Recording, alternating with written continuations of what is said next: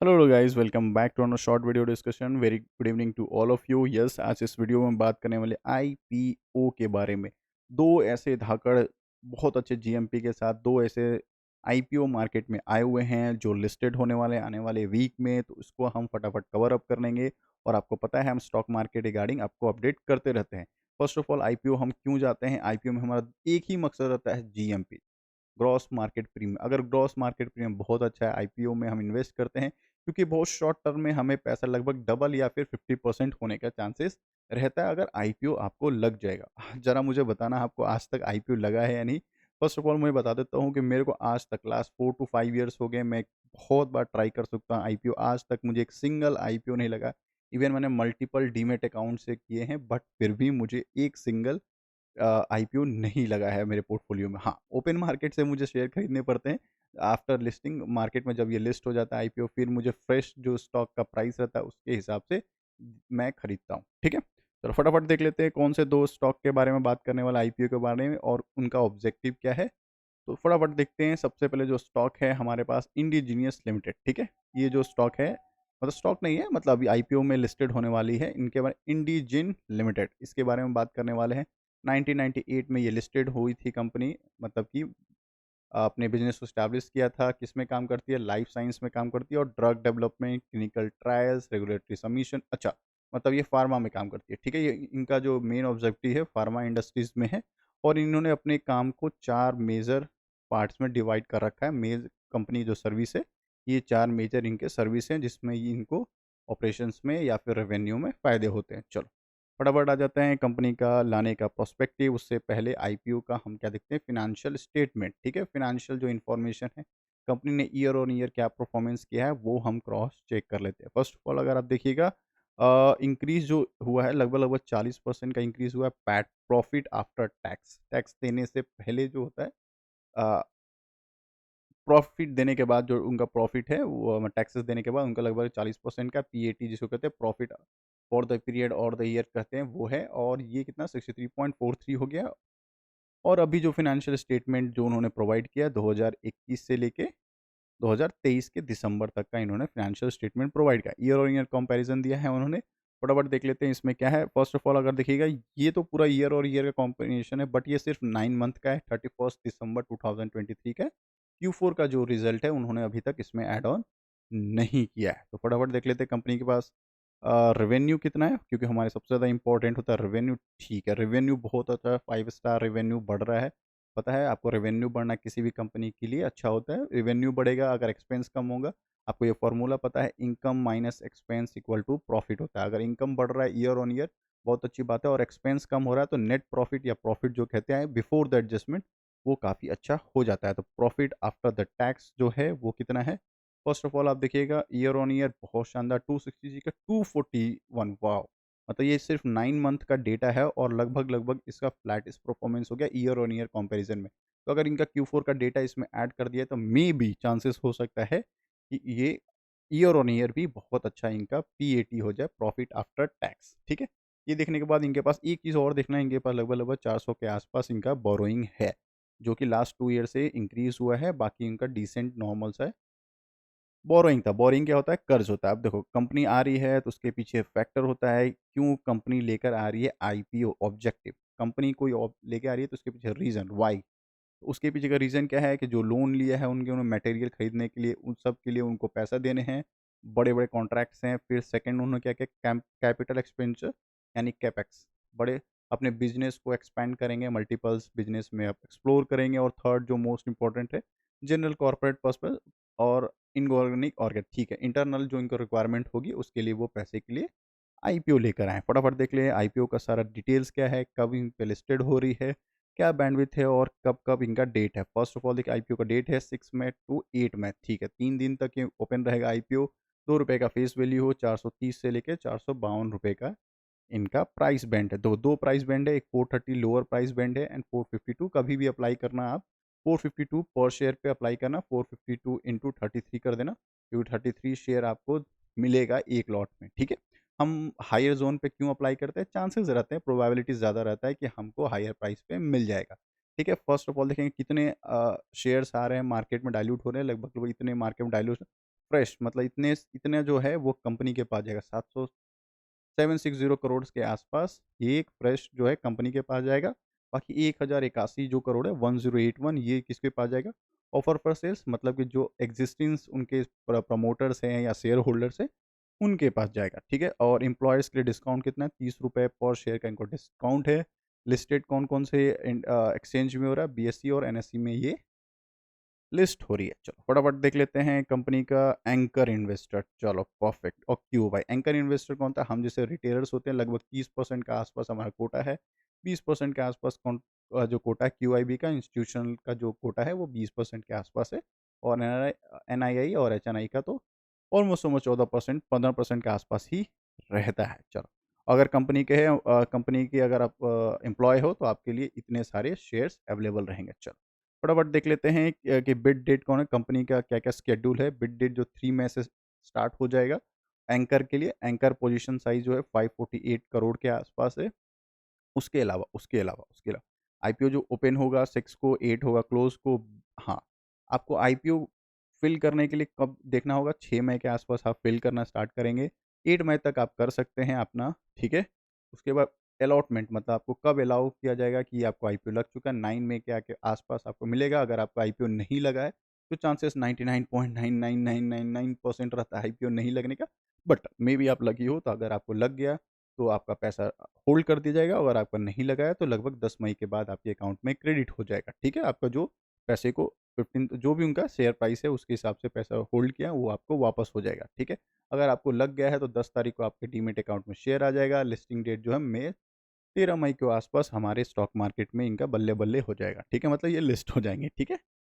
चलो, फटाफट देख लेते हैं दूसरे स्टॉक के बारे में, कौन-सा स्टॉक है जिसको हम प्लान ऑफ एक्शन में रख सकते हैं। उससे पहले हाँ, जो रिटेलर्स होते हैं उसको लगभग 15,000 से कम का उनको लॉट साइज़ बनाना होता है, ये आरबीआई का पता ही है।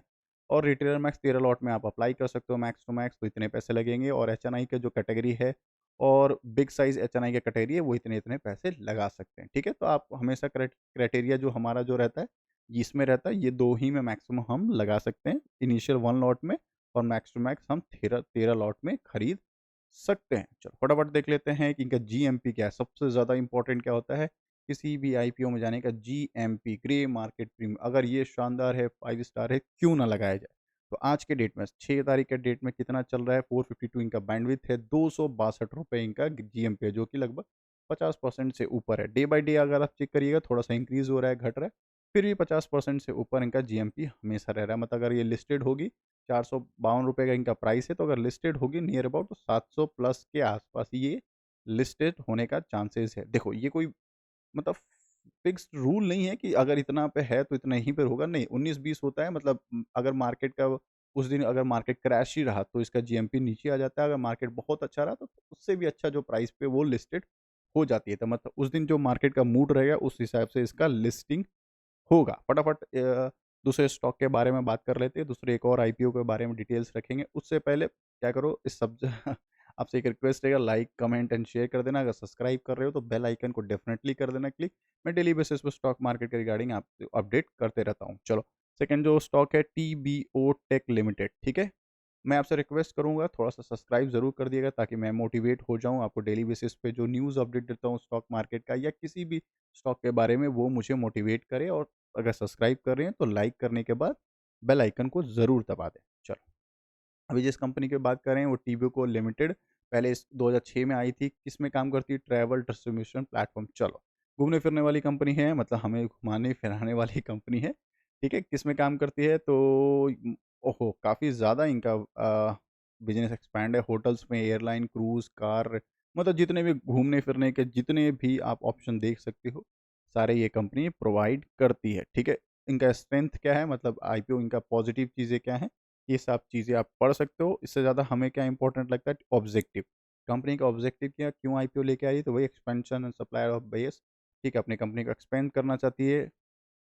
अच्छा, न्यू बिज़नेस में ऐड होना चाहती है। और लिवरेजिंग प्रोवाइडिंग ऑफर वो के ट्रैवल सॉल्यूशन बाय, अच्छा बायर्स और सप्लायर्स मतलब जो भी होंगे, उनको एक अच्छा खासा प्लेटफ़ॉर्म प्रोवाइड करना चाहती है। इस वजह से ही वो आई हैं आईपीओ लेकर। फटाफट देख लेते हैं profit PAT, profit after tax अगर देखिएगा लगभग 112% लगभग 2x दिख रहा है इनका। चलो इस पे हम ज़्यादा ध्यान नहीं देखेंगे क्योंकि छोटी कंपनीज़ हैं, स्मॉल कैप कंपनी है। फटाफट देख लेते हैं इनके पास कंपनी का रेवेन्यू कितना है। तो 176 से कितना हो गया 1000 करोड़। ट्रैवल आपको पता है कोविड के बाद सबसे ज़्यादा इंपॉर्टेंट कोई बूस्ट हुआ वो टूरिज्म सेक्टर सबसे ज़्यादा बूस्ट हुआ है। ठीक है, प्रॉफिट आफ्टर टैक्स देखिएगा नेगेटिव से इन्होंने पॉजिटिव कर लिया है। ईयर ऑन ईयर से भी ज़्यादा अच्छा दिख रहा है इनका, और नेटवर्थ भी इनका इंक्रीज हो गया। फर्स्ट ऑफ ऑल मेरे बहुत ज़्यादा अच्छा दिख रहा है क्या, रेवेन्यू। 9 मंथ में लगभग लगभग 1000 करोड़ के आसपास इन्होंने अभी तक इनकम कर लिया, रेवेन्यू बना लिया। और सिर्फ ये 9 मंथ का डेटा होता है क्योंकि 31 दिसंबर का। और प्रॉफिट जो था 154 करोड़ था, जो ईयर ऑन ईयर इन्होंने सिर्फ क्वार्टरली में बीट आउट कर दिया। तो ठीक है, बहुत अच्छा दिख रहा है, शानदार दिख रहा है इनका क्या फिनेंशियल स्टेटमेंट। ठीक है, बोरोइंग कितनी है, लगभग लगभग 3 करोड़ के आसपास। पिछले क्वार्टर एंड क्वार्टर इन्होंने, सॉरी ईयर ऑन ईयर इन्होंने डिक्रीज किया है अपना बोरोइंग, बहुत अच्छी बात है। चलो फटाफट देख लेते हैं कंपनी का कब कब डेट पे लिस्टेड हो रही है, क्या बैंडविड्थ है, ये सारे चीज़। 8 मई के आसपास इनका आईपीओ ओपन होगा, 10 मई तक इनको होगा। 10 मई तक मतलब आप इसको फुलफिल कर सकते हो। और उसके बाद आईपीओ का जो डेट मतलब प्राइस बैंड है 875 और 920 आपका प्राइस बैंड है। 920 इंटू कर लेना आप कितने शेयर में है उतने में उनको अप्लाई कर देना।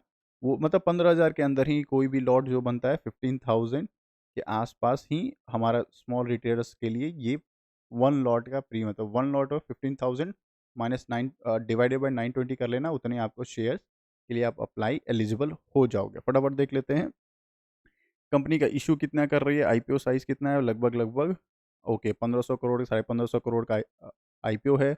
ऑफर फॉर सेल्स जो है लगभग लगभग 1150 करोड़ का है। फ्रेश जो है इतनी कंपनी 400 करोड़ कंपनी के पास जाएगी। बाकी जो पैसे हैं उनके शेयर होल्डर्स या फिर उनके जो इन्वेस्टर्स हैं प्रमोटर्स हैं उनको जाएगा। चलो बेसिक अलॉटमेंट क्या है, मतलब अगर आप इसमें अगर आईपीओ में इन्वेस्ट कर रहे हैं या आईपीओ लगा रहे हैं तो आपको 13 मई को आपको अलॉटमेंट अगर आपको लगता है तो आपको नोटिफिकेशन आएगा। अगर 13 मई को नहीं लगता है तो 14 मई के आसपास आपके अकाउंट में वापस आ जाएगा। और आपको आईपीओ लग चुका है तो 14 मई को ये डीमेट अकाउंट जो आपका डीमेट अकाउंट उसमें क्रेडिट हो जाएगा। और 15 मई को अगर बहुत अच्छा आईपीओ रहा तो नई नवेली हमारी ये स्टॉक मार्केट में लिस्टेड हो जाएगी ये कंपनी।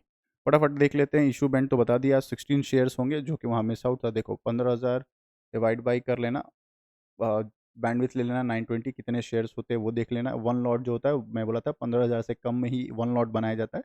14,720 रुपये का आपका एक लॉट बनेगा। ठीक है, और उसके बाद एच एन आई कैटेगरी होता है उसमें कितने 2 से 10 लाख का जो है 244 शेयर मतलब 14 लॉट ले सकते हैं और मैक्सिमम 68 लॉट्स ले सकते हैं। अब फटाफट देख लेते हैं इस कंपनी का कितने परसेंट ऑफ डिस्काउंट वगैरह रखे हैं क्या, कि रिटेलर्स के लिए कितना डिस्काउंट है और या फिर एचएनआई के लिए कितना डिस्काउंट है। तो अगर हम देखें ये चीज़ें तो इसमें नहीं है। ठीक है, परफेक्ट। मतलब कि आने वाले टाइम फ्रेम में ये दो धाकड़ जो आईपीओ दिख रहे हैं जो कि जीएमपी इनका बहुत स्ट्रांग है, इनका भी जीएमपी हम लोग देख लेते हैं। हाईली इंपॉर्टेंट आईपीओ देख रहे हैं तो जीएमपी के बिना तो मज़ा ही नहीं आएगा। तो जीएमपी क्या दिख रहा है अभी 6-5 मतलब आज के दिन में इसका जो जीएमपी है लगभग लगभग 1442 रुपये, लगभग 56% का जीएमपी इनको दिख रहा है। अगर ये 920 पर अगर अप्लाई करते हैं 552 आप प्लस कर लीजिएगा तो आप 1414 रुपये पे 1442 पे आप लिस्टेड होने की संभावनाएं होती है। ये जीएमपी क्या होता है, ग्रे मार्केट प्रीमियम होता है। इसका मतलब क्या होता है, मार्केट का मूड। अगर मार्केट जिस दिन अगर ये लिस्टेड हो रही है अगर उस दिन मार्केट क्रैश रहा या फिर बहुत बुलिश रहा तो जीएमपी उस हिसाब से सेटल डाउन होता है। कोई मेजोरिटी रूल नहीं होता है कि 50% के ऊपर ही रिजल्ट पे ये लिस्टेड होगी। नहीं, अगर जी अगर मार्केट क्रैश रहा या फिर कुछ वॉर का सिचुएशन रहा या नेगेटिव रहा तो डेफिनेटली इनका जो प्राइस ब्रेंट है वो कम हो जाएगा लिस्टेड का। ठीक है, चलो 2 स्टॉक के बारे में मैंने बताया, मतलब आईपीओ के बारे में बताया। अपने रडार पर डेफिनेटली लगे और do let me know in the comment box क्या आपको आज तक आईपीओ लगा है या नहीं। मेरे को ज़रूर बताएगा। मेरे को आज तक नहीं लगा, मैं ओपन नहीं कर रहा हूँ। मेरे को हमेशा फ्रेश ही बाई करना पड़ता है ड्यूर ओपन मार्केट से। सो अगर आपका कोई आईपीओ लगा है तो मुझे डेफिनेटली कमेंट बॉक्स में बताना। या फिर अगर आपको लगा है आईपीओ तो कौन-सा आईपीओ लगा है और उसके बाद क्या आप अभी तक उसको होल्ड किए हो या उसको आपको सेल आउट कर चुके हो, ये भी मुझे डेफिनेटली कमेंट बॉक्स में बताना। ठीक है? मिलते हैं एक और नए वीडियो में, तब तक के लिए bye bye, take care, subscribe करते रहिएगा। मिलते हैं, बाय बाय।